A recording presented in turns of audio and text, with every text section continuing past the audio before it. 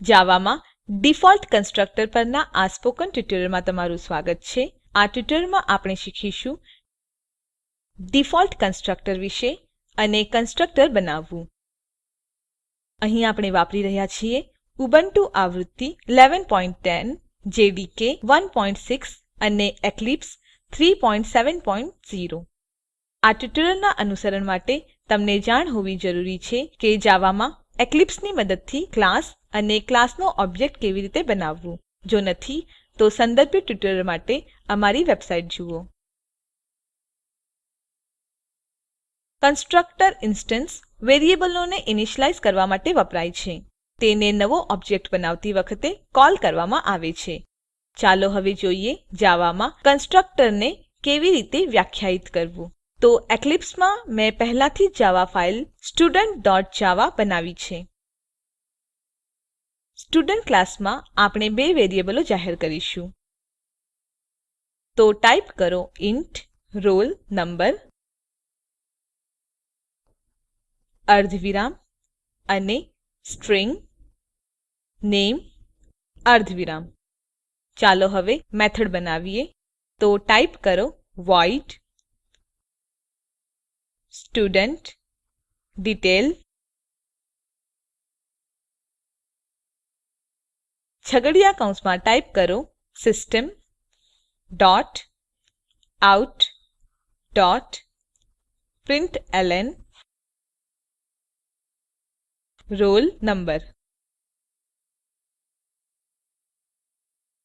ત્યારબાદ system dot out dot println name. હવે main મેથડમાં આપણે આ મેથડને કોલ કરીશું.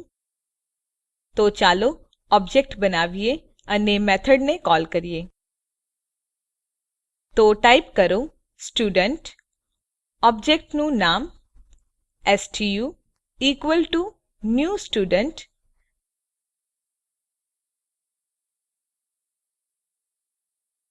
ત્યારબાદ stu ડોટ મેથડનું નામ જે સ્ટુડન્ટડિટેઇલ છે.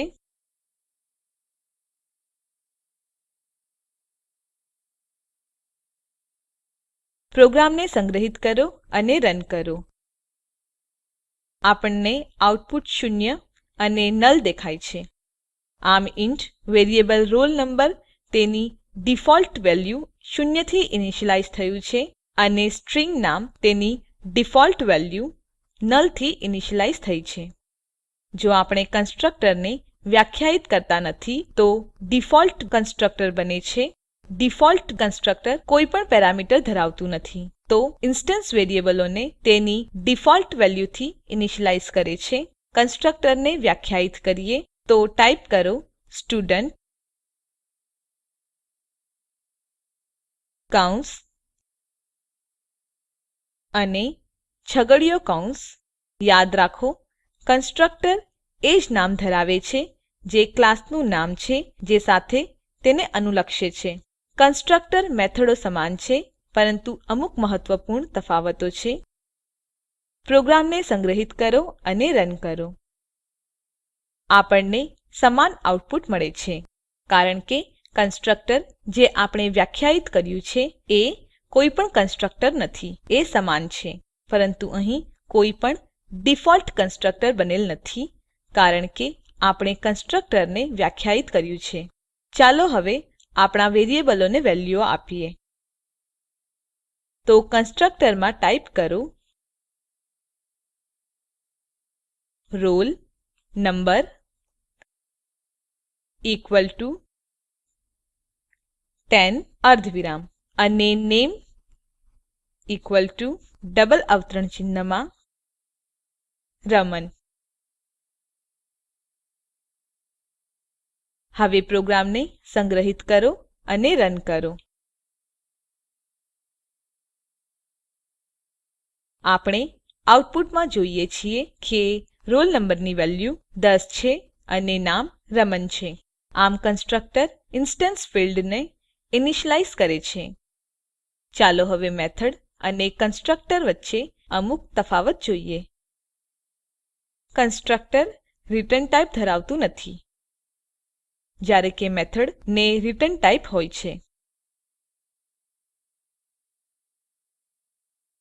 કન્સ્ટ્રક્ટર ને ન્યૂ ઓપરેટરની મદદથી કોલ કરાય છે, જ્યારે કે મેથડને ડોટ ઓપરેટર વડે કોલ કરાય છે. તો મેથડ અને કન્સ્ટ્રક્ટર વચ્ચે આ કેટલાક તફાવતો છે. તો આ ટ્યુટોરીયલમાં આપણે શીખ્યા ડિફોલ્ટ કન્સ્ટ્રક્ટર વિશે, કન્સ્ટ્રક્ટરને વ્યાખ્યાયિત કરવું અને મેથડ અને કન્સ્ટ્રક્ટર વચ્ચેના તફાવતો. સ્વ-આકારણી માટે વેરીએબલો સાથે એમ્પ્લોયી ક્લાસ બનાવો અને વેરીએબલોને દર્શાવવા માટે એક મેથડ બનાવો અને એમ્પ્લોયી ક્લાસ માટે એક કન્સ્ટ્રક્ટર બનાવો. સ્પોકન ટ્યુટોરિયલ પ્રોજેક્ટ વિશે વધુ જાણકારી માટે આપેલ લિંક ઉપર ઉપલબ્ધ વિડીયો જુઓ. તે સ્પોકન ટ્યુટોરિયલ પ્રોજેક્ટ માટે સારાંશ આપે છે. જો તમારી પાસે સારી બેન્ડવિડ્થ ન હોય તો તમે તે ડાઉનલોડ કરી જોઈ શકો છો.